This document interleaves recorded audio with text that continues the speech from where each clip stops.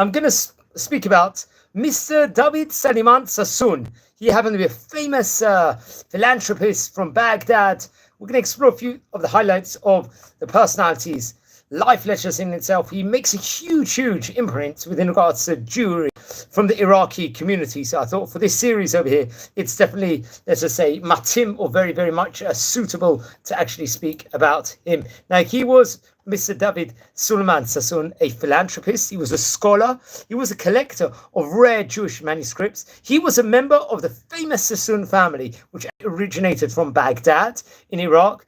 He amassed, let's say, immense fortune through international trade from India, the Far East, so on and so forth. He was a collector of various manuscripts that he established, let's just say, and it was described at the time as the largest collection of Hebrew manuscripts, I believe, pretty much in private hands across the world. He was born in English year 1880, to be precise, on November the 8th, and passed away on August 10th, 1942. I believe that was the 27th of Ab. Let's explore a few of the highlights of the famous man's life. Now, he was born in Mumbai in India, and we've spoken about that place on this series on various occasions before. I believe it happened to be actually the 4th of Tevet. This was 1880. We're talking about 145 years ago. His father was Mr. Soloman Sasson. Also, he was a very famous member of the Baghdad community, a businessman, also a philanthropist, and was a resident in India. I think he passed away in the year 1894. He actually managed most of the Sassoon family's business, let's say, estate, and would actually come back famously from China in 1875 from business. When David was 13 years old, his father, Suleiman, passed away sadly, and his mother, Farha, or Flora, you could say in English, would actually raise him. Now, she was actually from the Gabai family in Baghdad. She was very famous to be a woman that knew actually a lot of Torah, a lot of Judaism, Jewish studies in its own right. She was really had like an encyclopedic mind, and I think people have mentioned this before. She would also at the same time take over the management of a significant part of the Sassoon family's business after her husband had passed away. In his youth, David would receive a private education, let's say, from many of the great rabbis from Baghdad would actually teach, including the famous Rabbi Yitzchak Shimon Agassi, who was, I think, like a mentor to him. He would receive the best, let's just say, education in Jewish tradition, was very well versed in it. He was very knowledgeable in customs of the Baghdad Jewish community, especially. It was really come on. He learned different languages, including Persian language, and I think other languages, including the Hindustani language.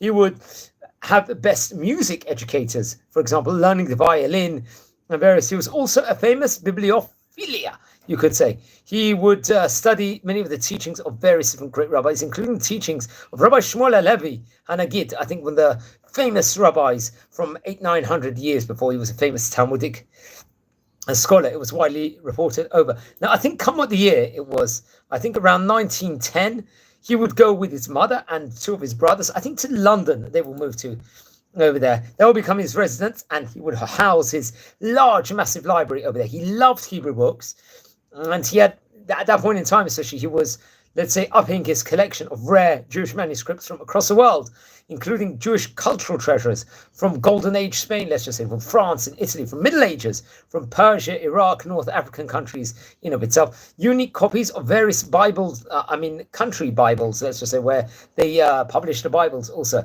It was possibly known as one of the richest private collections of Jewish manuscripts in the world. Now, his home in London was visited by many people that were into Jewish studies, including a famous librarian, Gershom Shalom, who was a librarian in of his day, one of the famous ones. Also, there was Bialik, most famously. He was very interested, let's just say, in manuscripts from medieval Spanish poetry. Interesting enough. Now, I think Gershom Shalom, just to speak about it, he, I believe, passed away in 1982, I think on the 21st of February. So he was spanning different generations. He was born himself in the year 1897. That was just as added side. Okay, so all these people would actually visit his house.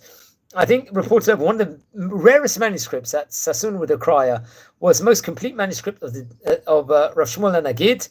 It was found at that time. It was which he collected and published by Oxford University Press in 1934. He would dedicate this publication, I think, to his mother, Flora or Farha. In addition, he would collect manuscripts and publish over writings from his collection from Spain, Yemen, Mumbai, Persia, and various other places. He would try and make his information accessible. He compiled and published a complete catalogue of the largest manuscript collection, which included extensive information about each item found in it. I think the catalogue would actually be published in 2 large volumes under the title The Ohel David. I think this was quoting Oxford from 1934. It was considered a major contribution to Jewish studies and received a lot of praise with regards to research in of itself. He was a prolific scholar also with regards to Eastern Jewry, especially from the Middle East, especially. He would author numerous articles, let's just say, from scholarly journals, especially from Hebrew and English, including the entry on Baghdad, I think in the Encyclopedia Judaica, in of itself. In his last years, it's reported over he worked on a large book on the history, let's just say, of Iraqi Jewry, especially naturally being from Iraq, manuscripts in his collection that had not yet been so much thoroughly examined by personality. He passed away before he could complete and publish, I think, the book, but I think his son, Soloman Sasson, will publish it in 1949. To collect, he actually traveled very much all across the world. I think, especially with his mother, I think in Iraq, he would write a travel diary also in Hebrew. Now, after there was another professor we mentioned about on various occasions before in this series, Meir Ben Yahu, we spoke about him before. He was a researcher of Kabbalah and various different, let's just say, Sephardic studies in himself. We actually did a video on him only about 2 months ago.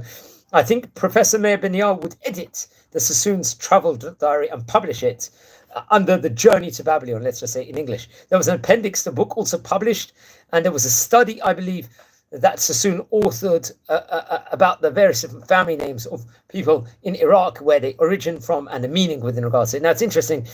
There was huge amount of philanthropic activity from the family in of itself. I think community institutions in England, Europe, Middle East, and in Palestine.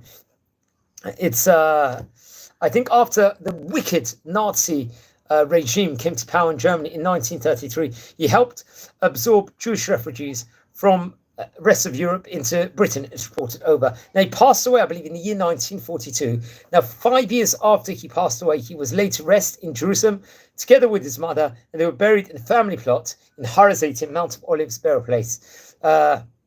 He had, his wife's name was Selina, I believe, and they had 2 children named after his parents, Flora and Suleiman David Sasson. His son was also a researcher and a historian and continued working with regards to collection of manuscripts. I think he would work in alignment with the Ben Tzvi Institute, I think located in Jerusalem. And the Israeli government also. He would try to find photographs, manuscripts in the collection in Israel. Now, his daughter Flora would marry someone of the name, I think, Rabbi Asher Feuchtwanger, I believe, who was, I think, a rabbi of Lettsworth in England. So I'm not too sure much history about him. Let me know if anyone knows. I think in the 1970s, a family's descendants tried or stole some of the manuscripts, if I'm not mistaken. And I think the Israeli state was worried it wouldn't necessarily reach the National Library. But the value of the manuscripts was absolutely immense. And there was a fundraising campaign was launched from general public. I think was raised to purchase manuscripts that were seen, obviously, very, very, very important to the highest degree among the people over there. Now, among his books, including Masa Bavel, which we talked about before, which was, I say it in Hebrew, B'tziruf Inyanim Letoldot Akilat Ayudit BeBaghdad. This was chronicles on the Baghdadi community, the Ohel David, which was the catalogue which we spoke about before, and the Duan Shmuel Nagid, which we talked about. He wrote a book with regards to various Mamarim also was written in different places also. So we've got to point that out. So he passed away in the year 1942, to be precise, on 10th of August, buried in Har HaZeitim, a famous philanthropist of his time from the famous Sassoon dynasty of Iraq. And please learn more about it. Now, friends, we're a community here. We're learning about the great, let's say, famous personalities in Sephardic, North African countries over here. Please subscribe to the channel. We are nearing, at the moment, 7,000 subscribers. I'm recording this just before the Jewish festival of Shavuot over here from Israel. So I'm wishing you all a Chag Sameach in advance. Please share the videos to other people that might be interested. And if you happen to descend from any of the people we're speaking about, please send me an email. I would love to hear more. So wishing you well and a Chag Sameach here, recording this from the city of Bet Shemesh. And take care. And please, we've covered nearly about 1,000 videos of mostly rabbis and various different philanthropists. So please check out the playlist and watch and subscribe. Thank you very much and have a great day. Thank you.